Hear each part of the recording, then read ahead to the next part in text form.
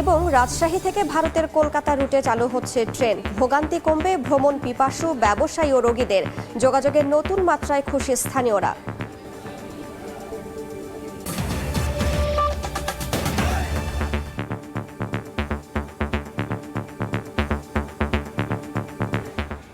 আমন্ত্রণ সময় সংবাদের নিয়মিত আয়োজন বিভাগীয় সময়ে।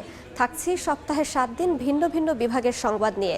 আজ থাকছে রাজশাহী বিভাগ, সঙ্গে আছে আমি রাইসা জান্নাত। বাড়ছে যমুনা নদীর পানি। এতে সিরাজগঞ্জের শাহজাদপুর ও এনায়েতপুরে দেখা দিয়েছে তীব্র নদী ভাঙন। কয়েকদিনে নদী গর্ভে বিলীন হয়েছে অর্ধশত ঘরবাড়ি, গাছপালা সহ বিস্তীর্ণ ফসলি জমি।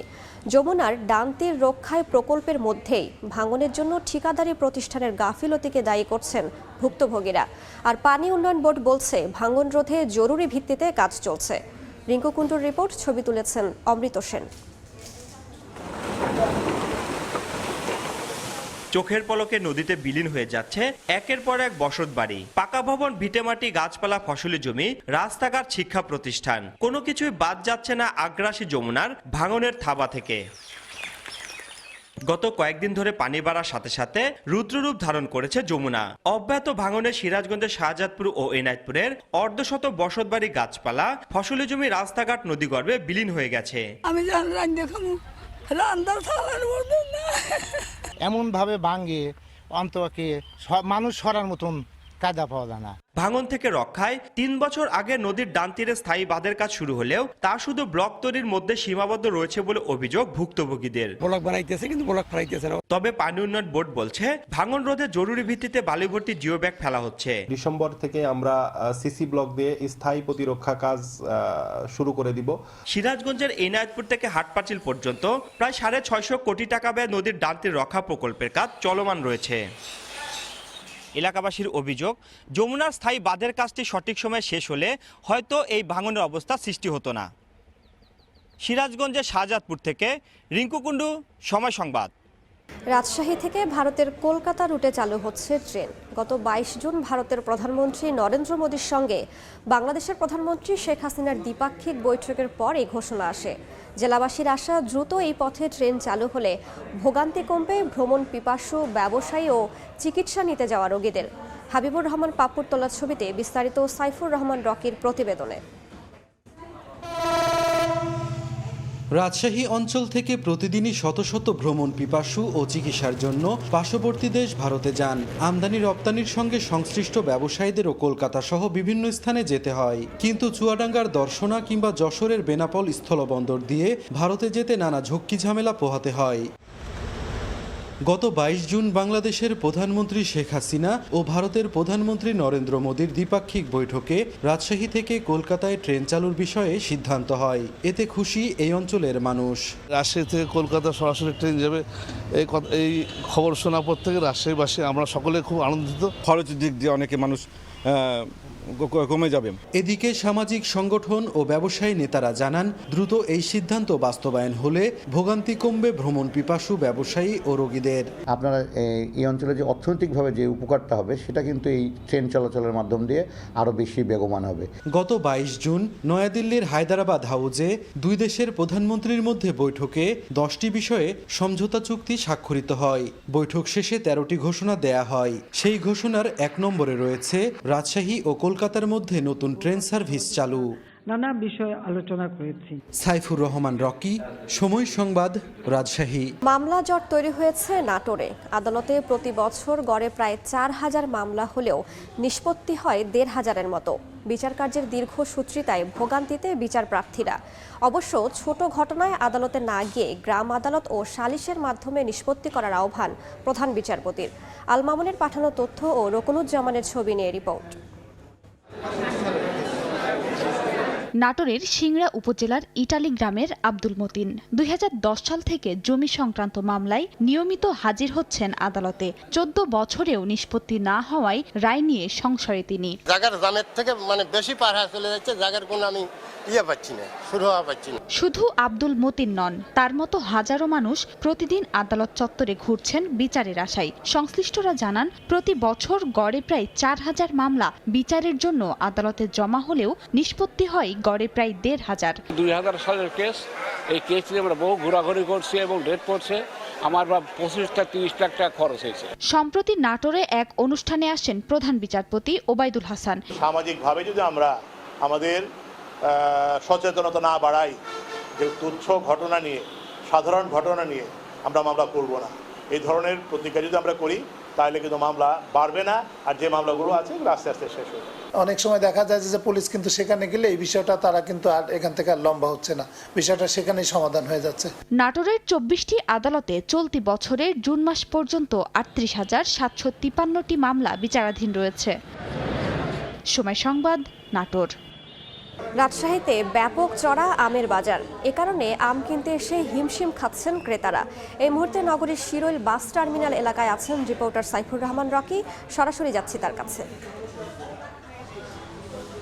আম উৎপাদনের দিক থেকে নওগাঁ, চাঁপাইনবাবগঞ্জের পরেই কিন্তু রাজশাহীর অবস্থান, কিন্তু এইবার কিন্তু রাজশাহীর যে চিত্র সেটি কিন্তু অনেকটাই অন্যরকম, কারণ এবার রাজশাহীতে আমের যে উৎপাদন সেটি তুলনামূলকভাবে অনেক কম হয়েছে, যে কারণে আমের যে দাম সেটি কিন্তু বেশ ঊর্ধ্বমুখী। এ কারণে সাধারণ ক্রেতারা বাজারে আম কিনতে এসে হিমশিম খাচ্ছেন। সব মিলিয়ে যদি বলা চলে, রাজশাহীতে গত কয়েক বছরের তুলনায় এবার কিন্তু আমের যে উৎপাদন সেটি কিন্তু কম হয়েছে, যে কারণে বাজারে এখন হিসাবাত আম ৭,০০০ টাকায় বিক্রি হচ্ছে, যে আমের কিন্তু একেবারে শেষ মুহূর্তে চলে এসেছে। এছাড়া ল্যাংড়া আম যেটি খুবই সুস্বাদু সেটি ৬,২০০ টাকায় বিক্রি হচ্ছে। পাশাপাশি আমরুপালি আম যেটি সেটি ৩,২০০ থেকে ৩,৬০০ টাকা, আর এখানে খুচরা বিক্রি হচ্ছে। হাড়িভাঙ্গা আম বিক্রি হচ্ছে ৩,২০০ টাকায়। এছাড়া সুরমা ফজলি বাজারে উঠেছে, সেটি ২,০০০ টাকা করে বিক্রি হচ্ছে, এবং মল্লিকা যে আমটি সেটিও কিন্তু ২,৬০০ টাকায় বিক্রি হচ্ছে। পাশাপাশি আমরা কিছু ব্যানানা ম্যাঙ্গো কিন্তু রাজশাহীর বাজারে দেখেছি, সেই আমগুলো ৬,০০০ টাকায় বিক্রি হচ্ছে। তো বিশেষ করে আমের যে দাম সেটিতে কিন্তু ক্রেতারা খুবই নাখোশ, কারণ তারা বলছেন যে গত কয়েক বছরের মধ্যে তারা আসলে আমের এত দাম কখনো দেখেনি।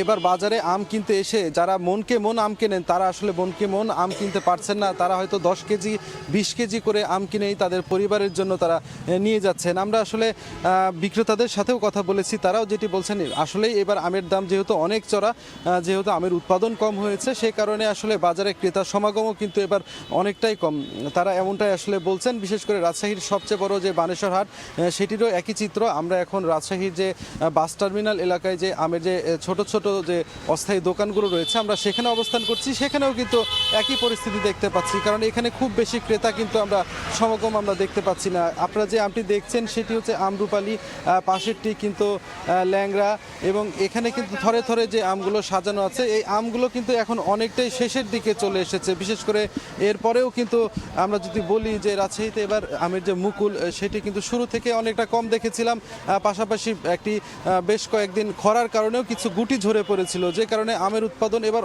অনেকটাই কিন্তু কম।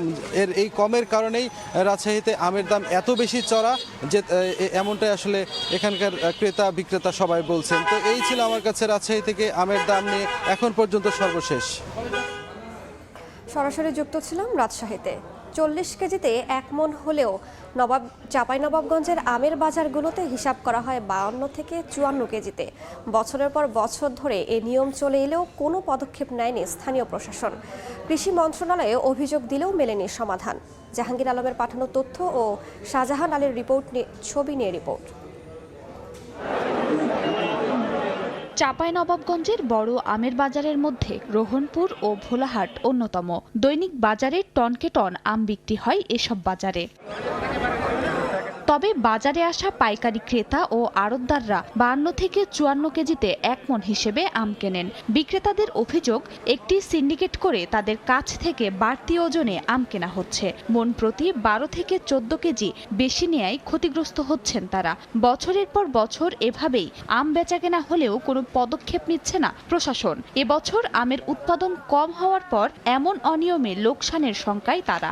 45, 46, 47, 48 এক কেজি বাড়তে বাড়তে বাড়তে 52 থেকে আসে। 40 কেজিতে মন ছিল ভাইয়া, কিন্তু আর 52 কেজি নিচ্ছে। আমরা এটা তদন্ত চাই। ব্যাপারী, আড়তদার, ফড়িয়া এই সিন্ডিকেটের কাছে আম চাষি হাজার হাজার আম চাষি আমরা জিম্মি হয়ে পড়েছি। এ নিয়ে ক্যামেরার সামনে কথা বলতে রাজি হননি কোনো আড়তদার, তবে ব্যবস্থা নেয়ার আশ্বাস সংশ্লিষ্ট বিভাগগুলোর। আমরা ঊর্ধ্বতন কর্তৃপক্ষকে সার্বিক বিষয়টি জানিয়েছি, তাদের নির্দেশনা পাওয়া মাত্র আমরা আরও প্রয়োজনীয় ব্যবস্থা গ্রহণ করব। কৃষি বিভাগের তথ্য মতে চলতি মৌসুমে চাঁপাইনবাবগঞ্জের 37,604 হেক্টর জমির আম বাগানে উৎপাদনের লক্ষ্যমাত্রা নির্ধারণ করা হয়েছে প্রায় 4.5 লাখ মেট্রিক টন আম। সময় সংবাদ, Chapainawabganj. Bangladesh auto rice mill মালিকদের সমস্যা ও সমাধান নিয়ে নওগাঁয় মত বিনিময় সভা চলছে। এতে সারা দেশের চাল ব্যবসায়ী, রাইস মিল মালিক ও স্থানীয় জনপ্রতিনিধিরা উপস্থিত হয়েছেন। এই মুহূর্তে সেখানে আছেন সহকর্মী এম আর রকি। আরও তথ্য জানাতে সরাসরি চলে যাচ্ছি তার কাছে।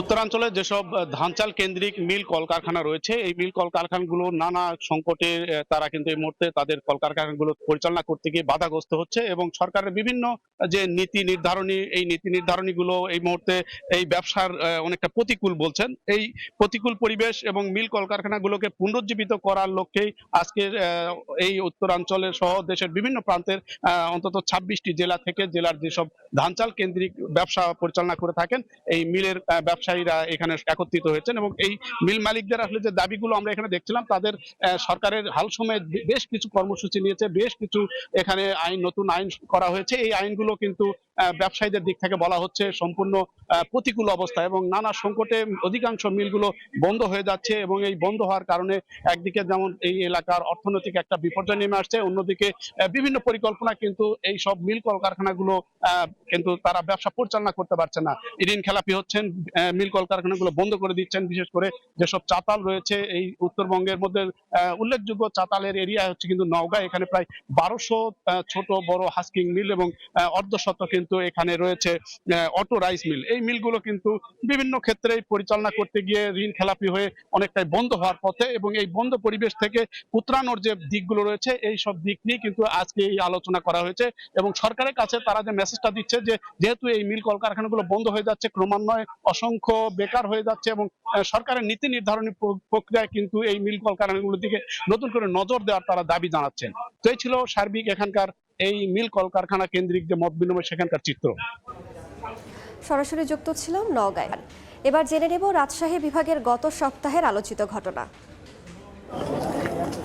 27 জুন চাঁপাইনবাবগঞ্জের নাচল উপজেলার কেন্দ্রবোনা গ্রামে আমবাগান পরিদর্শন করেন বাংলাদেশে নিযুক্ত 13টি দেশের রাষ্ট্রদূতরা। এই সময় তাদের সঙ্গে ছিলেন বাণিজ্য প্রতিমন্ত্রী ও কৃষিমন্ত্রী। সংশ্লিষ্টরা জানান, দেশের নিরাপদ ও সুস্বাদু আম বিদেশে রফতানি করে বৈদেশিক মুদ্রা অর্জনে একযোগে কাজ করবে কৃষি, বাণিজ্য ও পররাষ্ট্র মন্ত্রণালয়। পরিদর্শনকালে আমের চাষাবাদ ও ফলন ব্যবস্থাপনায় প্রশংসা করেন রাষ্ট্রদূতরা।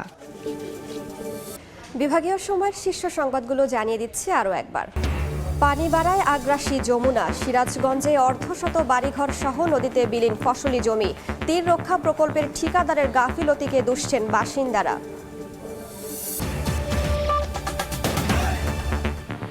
এই ছিল বিভাগীয় সময়ে। আগামীকাল থাকবো খুলনা বিভাগের আয়োজন নিয়ে। এরপর আন্তর্জাতিক সময়, সঙ্গে থাকবেন সহকর্মী ওমর ইনাম। আপনাকে ধন্যবাদ। আন্তর্জাতিক সময় নিয়ে ফিরছি কিছুক্ষণ পর, সঙ্গে থাকুন সময়।